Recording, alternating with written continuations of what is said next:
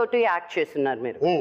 అందరి ఇళ్లలో భోజనాలు తినుంటారు మీరు. మీకు ఏదైనా టక్కన్ ఫుడ్ గురించి, ఒక సెలబ్రిటీ గురించి, ఇంకో యాక్టర్ గురించి నేను అడిగితే మీకు ఎవరు గుర్తొస్తారు? జనరల్ గా బ్రహ్మానందం గారితో ఒకటి ఏం జరుగుతుంది, అదేంటంటే అనే నేను బిర్యానీ పంపిస్తున్నాను అని మనం కమిట్ అయితే నెక్స్ట్ డే మార్నింగ్ అయినా 11:30కి కాల్ చేసి ఎరా రెడీ అయిందా?